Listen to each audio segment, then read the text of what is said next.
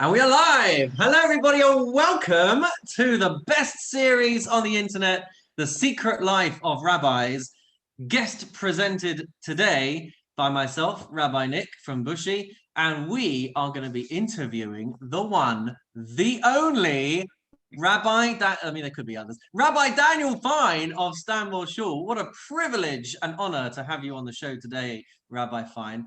We're going to dive right into it, but yeah, I'm very nervous for this one, more so than when you interview me. So let's see how it goes. I mean, you also think I'm going to follow your script here, but this is going to be one that the audience are going to really enjoy. Let's start off with your nice, easy intro. Tell us about your background and why you became a rabbi. Okay, firstly, this feels very odd. I now know how it feels. Right, this is your idea, you should know, not mine. Why I became a rabbi. All right, so I grew up in Hendon. That's in London, or next to Golders Green for those who live in Golders Green. I went to independent Jewish day school. I went to Hasmonean. I guess you'd call me a regular, Shomer Shabbos family. Went to Raleigh Close. I think there were two things really, if I can say, that stood out. Number one is that about 15, 16 years old, I had a crisis of faith, questioning, does God exist? How do I know? And all these kind of questions that really bothered me, actually, to be honest, because I was a practicing Jew and I didn't have the answers to these questions. It took me a lot of research. And number two, I had very strong role models.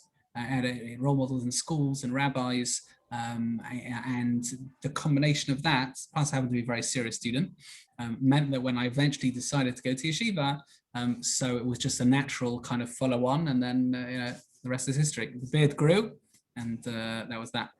I actually remember when I was in my second year of yeshiva, I was spending time in the Inbal Hotel with my family. I think it might just be my father, and we spotted you and your father in the lobby. You were in your first year of yeshiva, and we went over to you and we said something along the lines of, "Oh, is this the Shana Bet conversation about staying for a second year?"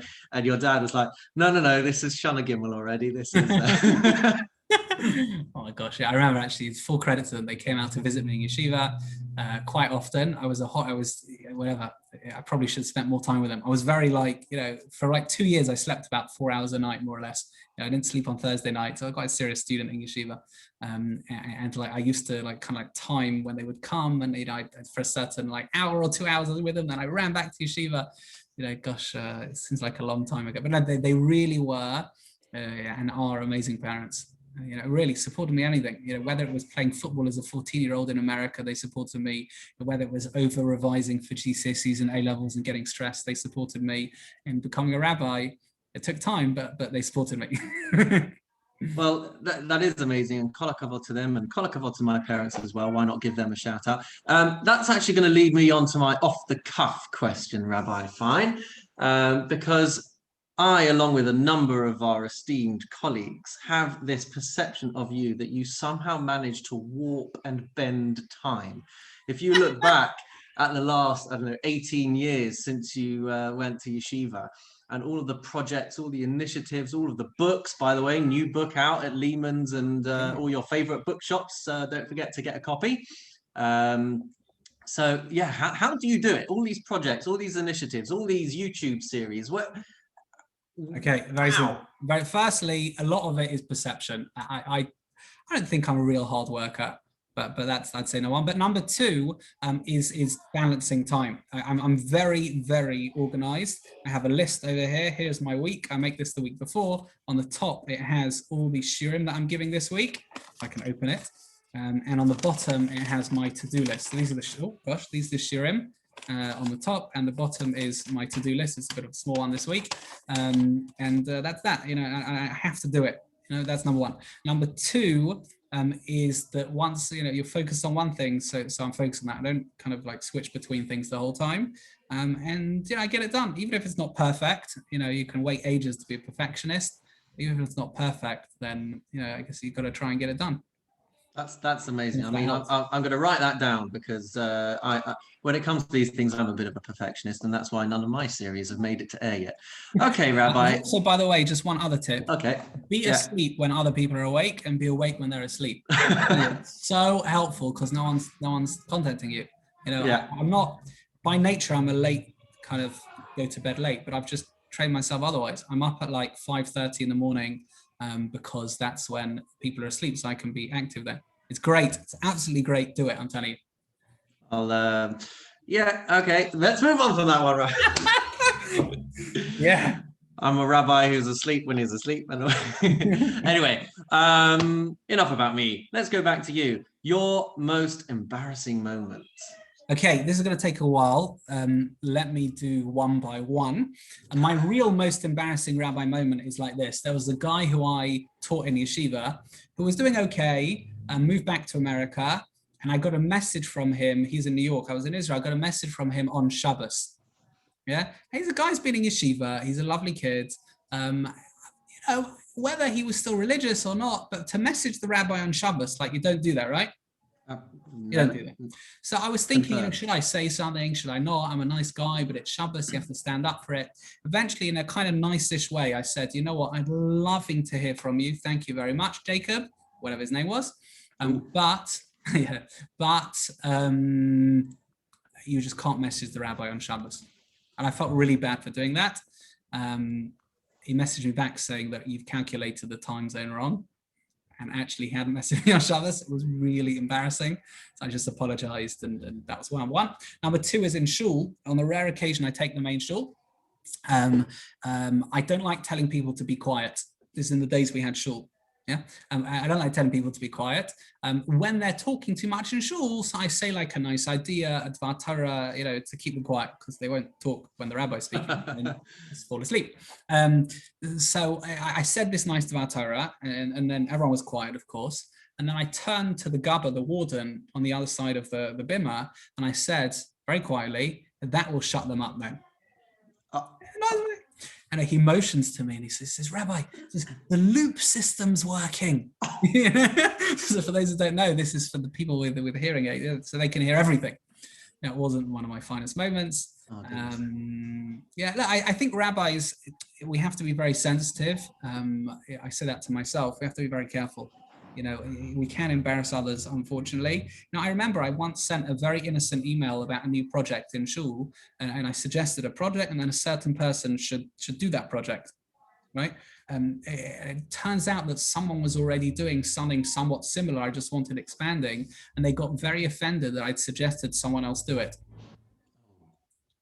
So it's just, we have to be, what can I say? They got really offended. And I guess from their perspective, rightly so, they thought I was making a comment that they weren't fitting to do this thing. Whereas what I was thinking was, well, this person is already doing one thing. Let's expand it, give it to someone who has more time. You have to be very, very careful. Very, very careful. Yeah, I've learned it the hard way. There's a lot of people working very hard for our communities, and we've got to learn how to manage everyone's respect and expectations and all the rest of it. Goodness, you seem to have pulled through on that one though. So so those are your embarrassing moments. Let's go for one of your other questions, Rabbi. Let's go with your most meaningful moment. Rabbi, what has been your most meaningful moment? Gosh, meaningful moment. So I can't say there's one like cataclysmic moment. The Bereshit Winter Learning Program is always meaningful. It's a lot of work, and it's amazing to see so many people coming to learn. And because you can bend time, we managed to get it delivered. Yeah, it comes in the curvature element of time. That was meaningful. Just when a teenager on occasion calls me up, Rabbi, can we go for a walk? I want to discuss something. That's unbelievably meaningful. I don't mean my own kids, I mean for the community. My kids we don't spend time with our own kids. It just doesn't happen, that's meaningful. Learning, shiurim, it's meaningful. Probably my most meaningful, to be honest, was when I took a group of, or they maybe took me, a group of men from the community to Israel. We had a yeshiva trip. Oh, wow. Basically it's unbelievable. We had half a day learning. so to speak, and then half a day visiting charities and whatever. It was incredible. Within that, the epicenter of incredibleness, incredible kite, incredibility. These are all in the dictionary. they all work. It's an interview.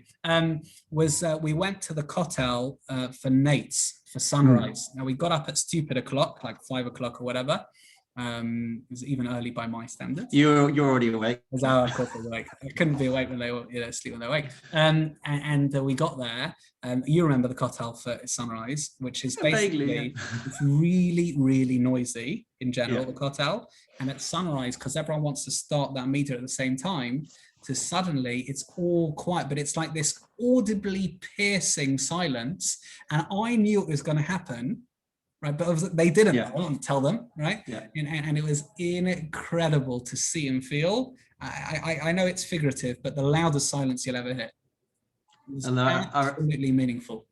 That is such a beautiful moment. The first time that I ever davened sunrise at the Kotel, I didn't know it was coming, and I was still in the middle of Tzur Yisrael, and I was like belting it out to try, and everyone else was silent. But there we go. That can go on my most embarrassing moments. So Rabbi, the role of the rabbi, how do you think it has changed? Oh, it's a good question, because I think it depends on community. I think rabbis have gone from scholars to social workers a little bit. I don't say this in a disparaging way, but I think we're in a generation that doesn't want only intellectual prowess and et cetera, et cetera, et cetera. You know what I mean? When on occasion that rabbis get asked a halachic question, the meat and the milk and the spoon went into this and all that. When you you tell them the answer and then you're excited. Do you want to know why? Because it's that Rashi and that, et cetera. I'm like, well, no, you just told me it was kosher. There are people who do very much get in with the intellect and learning, and thank God. But I think it's like the relevance of helping people's lives. That's also meaningful. To see people coaching them through difficult situations. Marriage and kids and within that various different spectrum of different challenges. I think that's something that rabbis have had to do.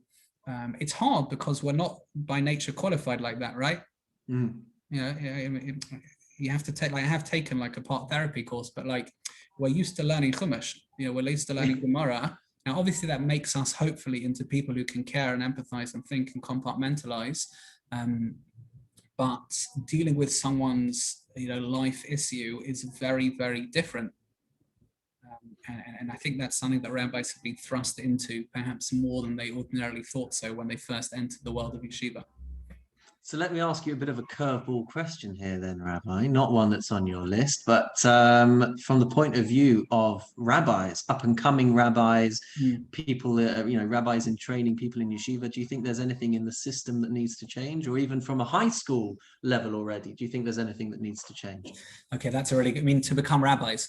Yeah. Yeah, so I don't be equipped. I don't think people become rabbis already in high school.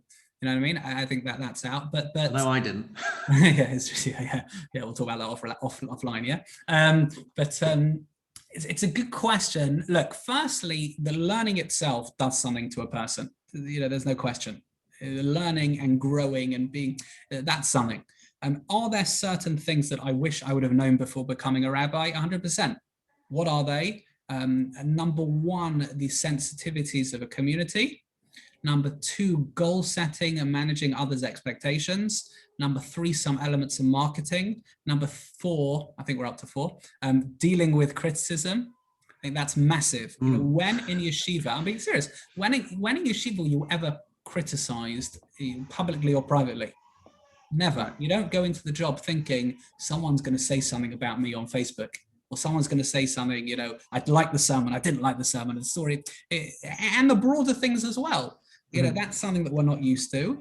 I do really think that someone who's going into a practical rabbinic community job, there should be some elements of training beforehand about these kind of issues, and probably therapy training is probably one of that, to be like the basic therapy and the difference between a rabbi and a therapist and a psychologist, drawing and an lines, event planner and a social worker event and planner, a writer, an author, and a public speaker, and it's like, do you remember that game Trivial Pursuit?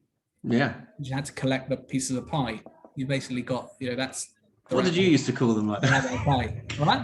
What did you call them? I used to call them pie. I think we used to call them cheeses. Really? I think so. The fines were like big board game players. Like Friday night it was Scrabble, it was Rummikub, they got very heated. My wife doesn't know what these things are. She was like, not at all. I taught her to play Rummikub, more or less, and chess. Life-defining moments. It's when I win, yes. I'm also very competitive. Right, we continue. We continue. Well, we're probably hitting your timeline here, Rabbi, your deadline. So perhaps just to finish off, I'll leave it as an open floor to share whatever message you would want to share. Certainly, this is your series. There must have been a direction that you were hoping, or a message that would override this series. So please share that with us. Yes, subscribe. Look, we've had 3 series on the channel. I think it's fair to mention them all. From Darkness to Light is dealing with challenges, showcasing people who are dealing with challenges. We had double acts, the inspirational double acts, showcasing teamwork. And now we've had The Secret Life of Rabbis. They're doing different things, but hopefully brought out like a human side, dare I say, of the rabbi. As you know, it's good that people relate to us as rabbis, but it's important not to forget the human element. Noach was an ish tzaddik tamim haya b'darosav. Apart from all the accolades, he was an ish. In other words, he was a real person. He was a genuine person. Rabbis are not like, oh, look, you can't think clearly because you're a rabbi. You know what I mean? I joke to my community, I've got 4, this is not coming from a point of haughtiness, but like, I've got 4 A's in A-level, 10 A stars GCSE, and a law degree, etc. But then I became irrational because I became a rabbi. You know what I mean? Like, we think, we use our brains, and not that others don't, but we're people as well. And I think it's really important, that is part of the series. With aims and ambitions, and we think of the next world, perhaps more than this world, and all that, framed. But nevertheless, we're people, we learn, we grow, and proudly so. Beautiful. And, Rabbi, I hope this has gone over 7 minutes, just so that you can see how difficult it is to keep to that time. But thank you so much for doing this with us. And I'm going to take the opportunity that I didn't get on my own interview to thank you for all the amazing, fantastic work, the way that you motivate the entire rabbinate and inspire us to push ourselves harder and try and keep up with you. It's amazing. We wish you continued success and hatzlacha with all of your endeavors, with all of your initiatives. And thank you everyone for tuning in. Don't forget to subscribe to the Stanmore channel and subscribe to the Bushy channel as well. And we'll see you next time. Amazing. Thank you for all your work. Well done. Take care.